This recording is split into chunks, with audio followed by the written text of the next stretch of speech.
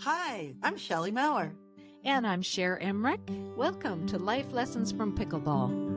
where we engage with pickleball players from around the world about life on and off the court. Thanks for joining us. Hi, everyone. Welcome to Life Lessons from Pickleball. We are so happy to have with us an award-winning author, Jennifer Sienes. Jennifer, you are college educated, but I love how you say you've discovered life experience is the best teacher. You love Absolutely. Jesus, romance, and writing, and you've put it all together in inspirational contemporary fiction. You are also the host of Between the Lines of Contemporary Christian Fiction podcast and have a blog called So Many Books, So Little Time. We want to hear about your work, but first, we know you love pickleball and we wonder how you were first introduced to the game and what was going on in your life at the time. It's a funny story. I was a teacher for years, middle school teacher. And one of my friends that I had taught with, we were both retired, and she and her husband invited my husband and I to have dinner with them. And they said, we're going to be playing pickleball. I didn't know what pickleball was, but I was thinking ping pong or, I had no idea. So this was several years ago. So it was summertime. It was hot, hot, hot. It was in Northern California. I was wearing sandals and little shorts, and we show up and they look at me like, did you bring other shoes? And I'm like, really? No, I didn't. So my first foray, and they had like a massive, these are teachers, right? We're not talking big money, but they had a massive pickleball court with lights for night playing and fenced in and the whole bit. Wow. So I played probably 3 or 4 games running around on those silly little sandals that did my feet no good, but I fell in love with the game from right then. Yeah. And when was that? Oh my gosh, it probably was 7 years ago or so. 7. Right before, we moved out to Tennessee. So it was before we moved out to Tennessee. So. And were you hooked right away, or what?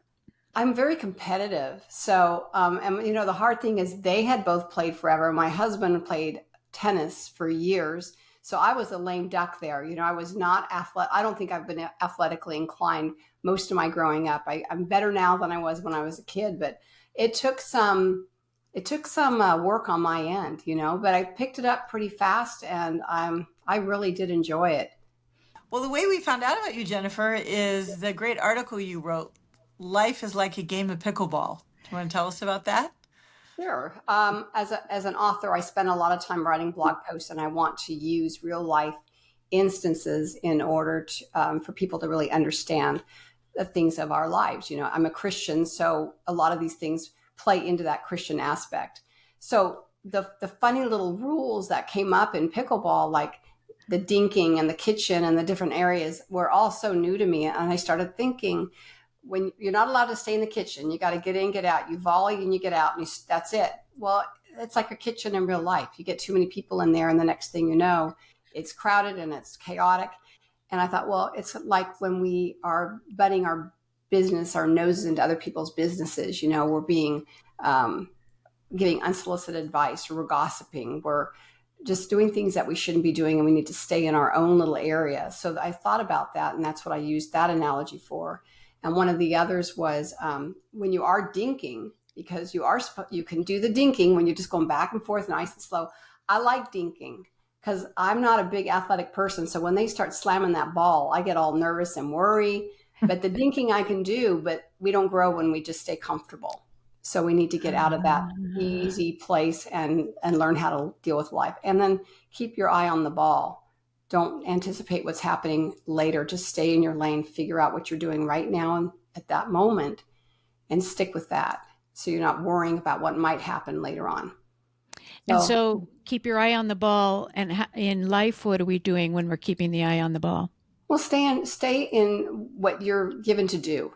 Stick with what you're supposed to do, and don't start worrying about everything on the outside or how it's going to play out, or if maybe it's not the right thing, or what's going to happen if I do this. Is that going to fail? Am I going to, you just need to keep your eye on what you're doing and just be true to that. And then just let God deal with the rest of it. He's in charge of the rest. You just stay with it. Let it go. Yeah. Let it go. Let it go. Yeah. be in charge of take control over what we actually have control over. Absolutely. I just think we spend so much time worrying about what if, and it can really, I know a lot of people want to be writers. I've talked to a lot of brand new authors, and they're terrified of stepping out because what if I fail? Well, if you don't try it, you're going to fail. It's a I mean, guarantee. you got to actually get out there, and then you got to stick with it. It's nothing worth having comes easy. Even learning how to play pickleball, you just got to keep on practicing. So true. Drilling and drilling and drilling. I think you also mentioned something about needing to lean on each other or with our partners. Yeah, I think that we need to depend on our partners. And when you're playing pickleball and you're playing with a partner, you have to let them get in there and help you when you need help. And then you also have to be okay when they mess up, because sometimes when somebody gets in there to help you, they don't do it perfectly. And you got to appreciate that they're there to start with. I think having that somebody there you can count on. Right. Especially because we have each, as beginners in pickleball, had others who were helping us get better and better. And then once a person is really good at it, we can forget what it was like to be starting all over again. For the most part, I think sorry? I'm sorry. That's anything in life. Anything we're starting new, it seems like it's overwhelming when we start. So true. Yeah. So true. And having people who've been there, done that, who can guide us along the way and not criticize us, because we're usually our worst critics anyway. We are. Absolutely. I do that on the court. Do you do that on the court? Absolutely. Well, and there were some wonderful people when we first started playing that were very expert at it, and they took the time. They were so patient, teaching me how to serve well, or let's just try it this way. And it wasn't about winning a game. It was about bringing a community of people together and enjoying the time and just having fun. Having fun. Doesn't it feel like we're kids again when we're on the court? Yeah, it does. It's a like lot. It's recess. It is. There was one poor man fell and about broke his hip. So, because I think about pickleball, I think that there's not a lot of sports that you can play with your spouse. There were golf maybe, and then we found this to be true with pickleball. And one of my good friends, her dad was playing pickleball into his 90s. Wow. Yeah, and my father-in-law played golf into his 90s. So there are only a couple of things that you can keep going on with for a very long time and still be good at it. How lucky. I plan on playing into my 90s. I love it. Yeah. I do too.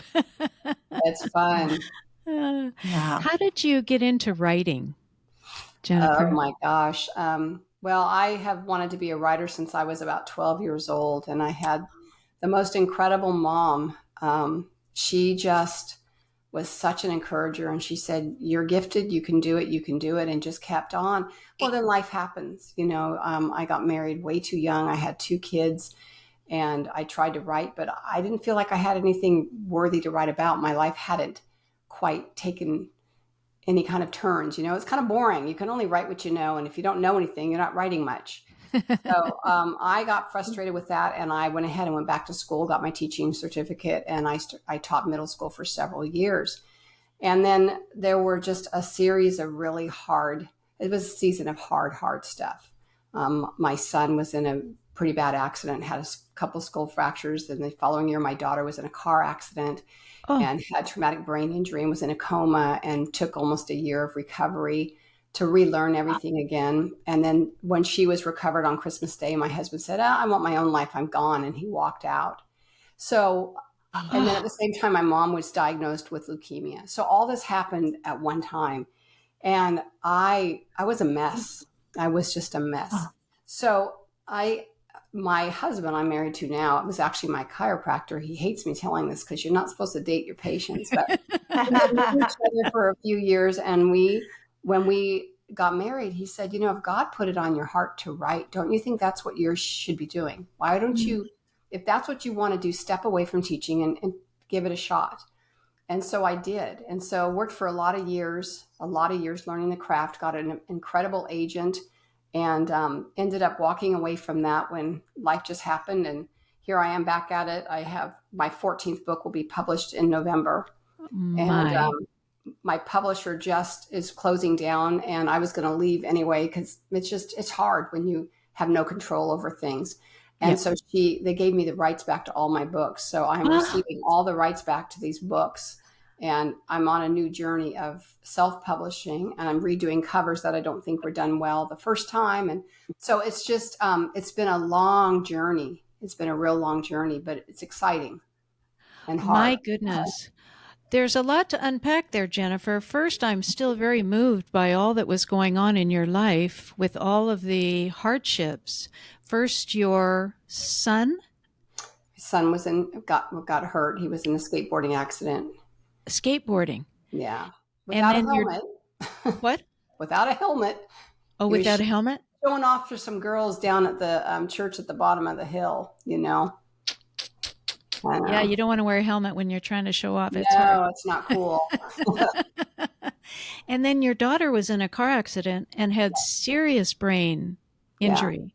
Yes. Oh my Yeah. goodness. She had to learn everything from scratch. So actually, those were inspirations for the first book I actually wrote, and I didn't even include this. My brother committed suicide. And Wow. and so the first book I actually really dug into and wrote was inspired by that story and family dealing with that. And I had to rewrite it 3 times. It was just too hard. It was too dark, and God really worked me through that whole storyline. And I rewrote it, and so that is actually the third book in my first series. And then I did another story about a pastor's family and the daughter getting in a car accident and losing her memory. But right before that, she discovers something about her mom that's going to tear the family apart. So her mom's now am I going to confess this thing that's going to tear our family apart? Or am I going to hope my daughter doesn't wake up or not wake up, but doesn't remember when she wakes up? Or is that even the right thing to do? And so it inspired some of those stories. So I see the hand of God in it, if you know what I mean. Yeah. Now I had things I could write about. I could dig deep for a lot of emotion that I could not come up with before because I had nothing hard happen in my life.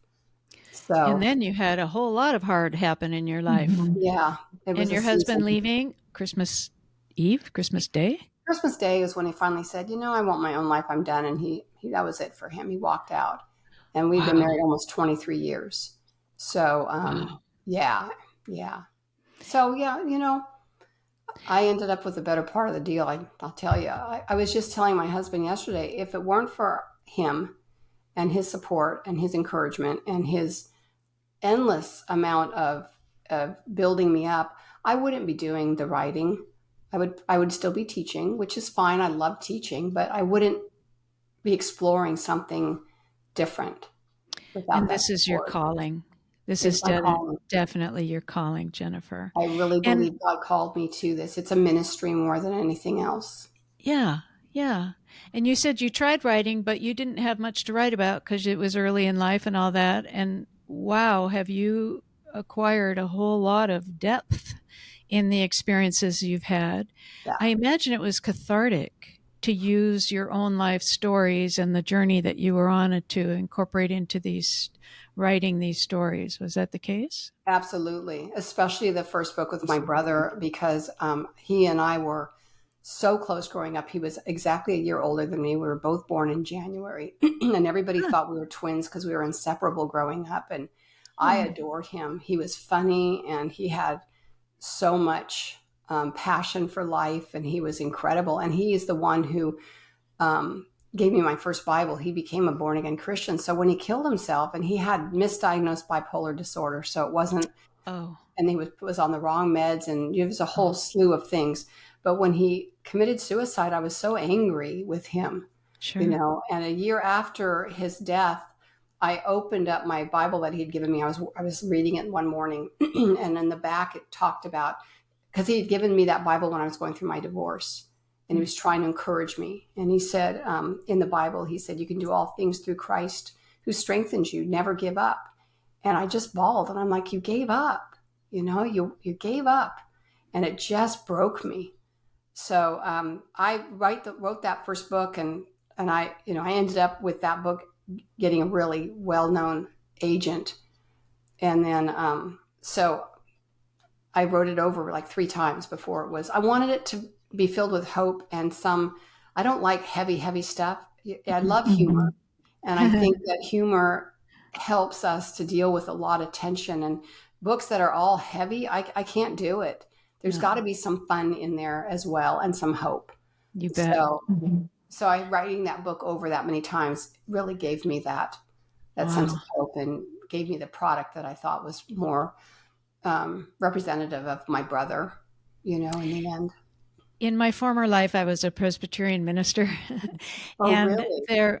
there were some folk who had died by suicide, and in my experience, the ones who, and sounds like your brother also had a chemical imbalance, but it's so often the tender-hearted people who just take on the weight of the world, and it just becomes too much.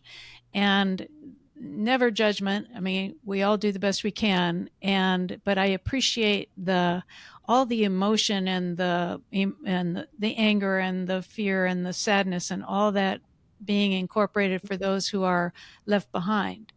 And I really appreciate that you are utilizing your own experience in your stories, because I know it will touch the hearts of so many people who have also experienced a loved one who left by suicide. So I really appreciate you doing that. Thank you. It's sad. I had an appointment with somebody to interview this morning, and it's a woman that I know pretty well, an author that I've worked with, and she also is a pastor. And she didn't show up, and I'm going into my 3rd year of podcasting, and I've never had a no-show.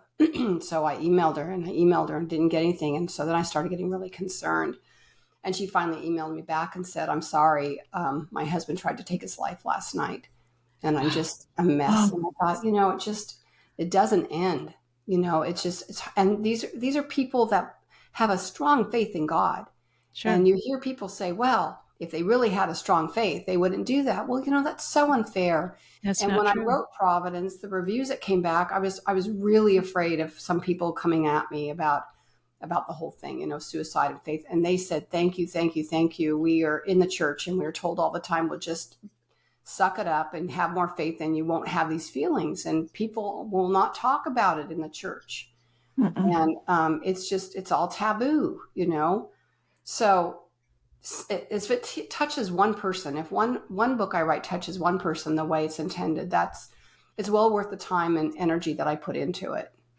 You're clearly touching many, many, many, many, many hearts with all of your stories, with all of them. And the idea that God would not be understanding and compassionate, especially when somebody is suffering. We would not choose to die by suicide if we were not suffering. I mean, there is, so to say, oh, well, God doesn't accept you because you were suffering, that was, I've never understood that perspective, and I don't accept it. That's not the perspective I have. There's a compassionate, loving being who is going to embrace us no matter where we are in our living or our dying. Well, but I do love that there are now resources for people who are feeling like they can't go on. And so we do want to put that out, that please do reach out and talk to someone and tell them that you are really at that place of depth. We need to talk about death and dying much more easily than we do. And it's curious that in the church of all places, where it's very often a taboo subject, just dying at all, even though we know we're all going to die. So there's no way out of it. We're not getting out of this alive. Who said that? Some actor, I think, said that. We're not getting out alive. So this has gone down a different path than I anticipated, but I just feel like it's an important conversation. And the fact that you have written this very lovely story and shared your own heart through it is so meaningful. Thank you. Yes. So tell us, my understanding is you've written 2 separate series. I've written is that right? Yes.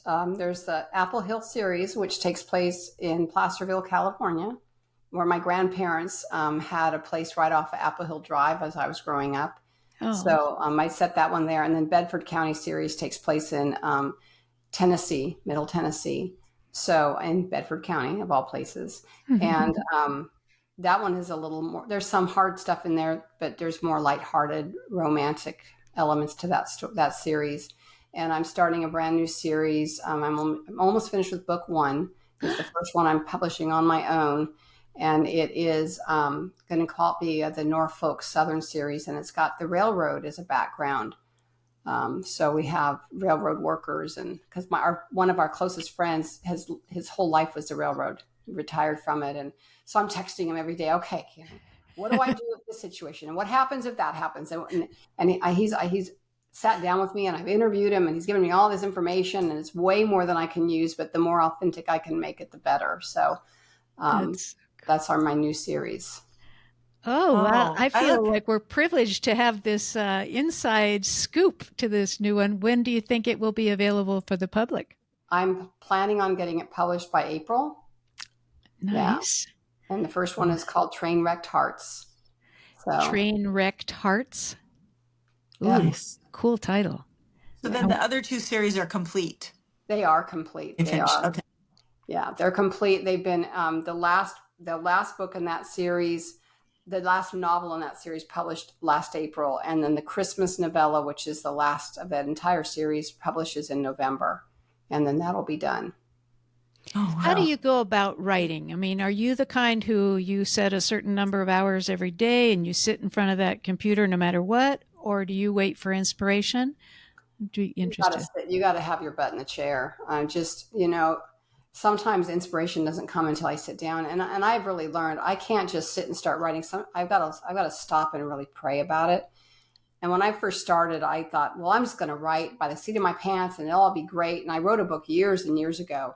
Actually, when my daughter was in the hospital, I went back to writing because I was by her side for months and months and months. And I brought my computer with me, and I would write while she was sleeping. And I wrote myself into a corner. And I thought, okay, now how am I going to get out of this mess? So I thought, from now on, I at least have to have a beginning, a middle, and end, and something in there. And then oftentimes characters show up that I didn't expect, or they say something I wasn't expecting, taking the story in a whole different way. And it's kind of mind blowing. It's like I think it was William Faulkner, maybe. There was a writer who said that writing is like taking a pencil and pad and running behind your characters, just trying to keep up with what they do, because they really do. They take on a life of their own, and they start running the story, and I'm just trying to keep up. I feel like I'm just a typist. So I love that. My sister Geraldine Marlar is an author, and I can't. I wouldn't be able to. I just don't, to sit down and write, and to have the patience to let the characters come to you. And so before you even start, you kind of know how it's going to begin. You kind of know what the middle is going to be, and you kind of know how you want to end it before you get started. Well, I usually have my characters in mind. It'll start with a character. In fact, the book I wrote in my first series, the last book that I wrote, which was the first one published, this character was her name is Tess, and she was in Providence, my first book, my suicide book. She was in that book, and my critique group said, oh, we love this character. She's great. Are you going to bring her up even more? Well, when I did the rewrite, she was cut out completely. But then she kept staying in my mind. She became a real person, so I had to write her own book. So she had a book. So sometimes that's how it happens. Often it'll be Shadow Dancing was actually inspired by a couple in our church. It didn't come out to be anything like that, but that's what it was inspired by, was this couple and their life that they had previous to when I knew them. And you just never know. That's so good. Do they feel like your friends? After a while, they do. I have so many people in my head, trying to keep up with them. And when you're done with the book and you're finished, it's sad because now you're stepping away and you're going, it's like saying goodbye to some friends for a while. Yeah. Oh, yeah. Especially when you end a series. And that. Yeah. So will you ever do cross characters, like characters from one series show up in another series? I possibly could. I mean, I don't know how much. I mean, I'm 62 years old. I don't know how many more years I'm going to be doing this, but my husband seems to think I can do it well into my 80s. So we'll just Heck see yeah. how things go. Oh, you've got pickleball too. I have, well, you guys, I have a hobby room filled with stuff. I've got a piano that I want to learn. My grandpa was a professional piano player, and he never learned to read music, but he played at the Pleasanton Hotel for 10 years as a piano man on the weekends. He was incredible. I did not get his talent, but I have a craft room with all kinds of stuff. I want to do pickleball. I want to do gardening. I've got a greenhouse now. I want to do this and I want to do that. And yet the writing is the priority. So everything else kind of goes along the sidelines a little bit. And we just built a house. So that took up a lot of time, you know. Wow. Yeah, that would. So do you play pickleball regularly or just now and again? Just now and again right now. I did. We have a condo down at Orange Beach, Alabama. Do you know where that is? The Gulf Coast, No. Gulf Shores area. It's a beautiful area. And we bought it as an investment, but we went down 1 week and we took the pickleball stuff with us, and they have a pickleball court outside, and it was the only time I've ever played outside because we've always done inside. I like outside much better. I think it's Yeah. more fun than inside. Yeah, it is fun. Well, Nice. I suspect that pickleball too, when you can get out, it kind of clear your mind, clear everything, and then things kind of bubble up that you didn't expect. I love how you said that these characters, I find it fascinating. So you said, this character said something I didn't expect. Like, but you're the one writing it. No, the character is talking to you. I just love that. No, They're their own people. You just got to keep up with them. It's kind of yes, freaky. It's kind of freaky, you know. it's Um, fascinating. but sometimes Yeah. they reveal things that I didn't know happened in their past. Oh All of a my sudden something gosh. gets revealed and I'm like, well, that's why she's acting that way. It really is a very strange, um, it's a strange career, writing people that you don't know yet. So, but fun. And introducing all of us to those people that you didn't know before. I love that. Yeah. So, in all of this experience of writing and all of these life challenging experience, by the way, how's your daughter now? She is my miracle girl. She got finished up college. She got a master's in information and library science. She Oh, is now the assistant research professor librarian at Tennessee State University. wow. Yeah. Okay, that brings me to tears. Yeah. Oh, I am She's so happy to hear incredible. that. Yeah, she still has some issues.